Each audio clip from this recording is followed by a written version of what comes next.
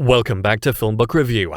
Today we're reviewing the 2025 film Marty Supreme, directed by Josh Safdie and starring Timothée Chalamet, Odessa A'zion, Gwyneth Paltrow, Kevin O'Leary, and Abel Ferrara. This is a Marty Supreme movie review and there will be spoilers. Let's get into it. A film of the highest caliber.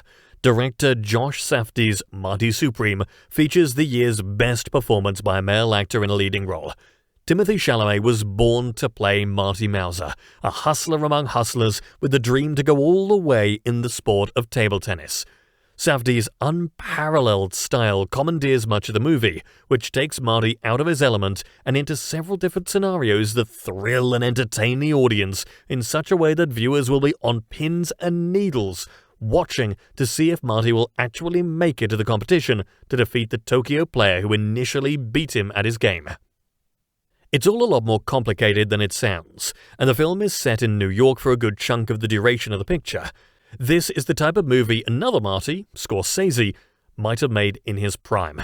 However, Marty Supreme is so smart, gritty, and nerve-wracking in such a unique way that even though the master Scorsese himself might have served as an inspiration, enough creativity was employed to make this film a wholly unique entity. The film opens with a song Forever Young, played to some sperm traveling to an egg after Marty engages in steamy sex with a longtime companion, Rachel Misler, who works in a pet store. Marty actually works at a shoe store where his boss wants to make him the manager. Business cards have already been printed with Marty's name, but our lead character is holding out for something better. These opening scenes reel the viewer in. One can wonder if it's going to be light or heavy, but the picture turns out to be something so substantial that it walks the line between comedy, action, and drama to the greatest possible degree of success. A lot happens here, and the less you know going in, the better. A little less than midway through the 2.5-hour film, a taxicab driving friend of Marty's, Wally, ends up getting involved in a situation with Marty where our lead character ultimately tries to conduct a hustle of sorts on a group of guys and a criminal, Ezra Mishkin, who is attached to his pet dog. Backing up just a bit, Marty sits in a bathtub at one point that crashes down into Ferrara's character's apartment down below, and all hell breaks loose in a fashion that one would expect from the always fascinating helmer Josh Safdie. The heart of the story lies in the fact that Marty wants to be recognized for his talents and seeks out the help of Milton Rockwell, a wealthy man with a pen business and an actress for a wife, Kay Stone. Milton wants Marty to lose at a table tennis competition to maintain the status quo, so to speak, and when Marty rejects his offer to do that, he finds himself later begging Milton for help, which results in Marty taking an ass-beating, quite literally, I might add. Don't forget, Rachel is now pregnant, and her husband is supposedly not treating her right, even though he thinks Marty's forthcoming baby is actually his own. When Rachel shows up with a black eye, it leads Marty to clock him in an inspired moment within the picture. All being said, the movie works best as Marty and Wally hustle some guys for some cash who come back to claim their money, and Marty loses Ferrara's character's dog in the chaos. Rachel tries to help Marty recoup some cash to get to Tokyo for his final match, which he's supposed to lose, but this movie has some wild cards up its sleeve, which the audience will greatly enjoy. A dog is a genius key ingredient in the plot. In the interim, Kay and Marty begin a torrid affair. At one point, one of Kay's necklaces goes down the drain in the shower, and Marty, after recovering it, expected to trade it for some quick cash, gets a hilarious lesson from the person he tries to sell it to.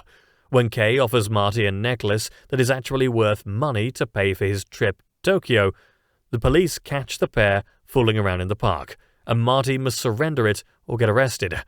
When they turn the necklace over to the cops, Marty humorously asks Kay for another necklace to fund his trip. The ladies on screen are all top-notch. Fran Drescher co-stars in the film as Marty's mother, Rebecca, and the actress more than acquits herself admirably in a small but pivotal role in the movie. Paltrow gets some meaty scenes and makes the most of every moment she's in, as her character believes Marty is a joke at times, but she still gets turned on by him sexually, which creates some steamy scenes on screen in between the tense action sequences. A'zion is the movie's MVP. Rachel is a three-dimensional character willing to put her life at risk to help the father of her soon-to-be-born baby. A'zion and Paltrow divide the screen time with Chalamet almost equally, and it's anyone's guess whether Paltrow or A'zion should end up with a nomination for Best Supporting Actress at next year's Oscars. Both are deserving. Marty Supreme is Chalamet's movie right from the word go, and he's a sure contender for the Academy Award for Best Actor. Safdie's confident direction leads Chalamet places he's never been before as an artist. Chalamet ably becomes this hustler who's trying to make his way in life the right way to fulfill his dreams, even though he's doing everything he shouldn't do to make his dreams a reality. This is Chalamet's best and most nuanced work to date, and the actor is more than capable of running away with the movie. Don't forget Ferrara in his key supporting role. He is a living legend and certainly gets some scenery to chew later in the picture.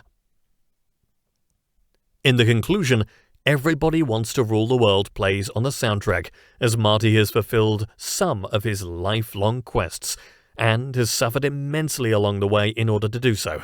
If everybody wants to rule the world, Marty's grasp on his own attempt to rule his own world becomes, simply put, one of the most entertaining movies ever made.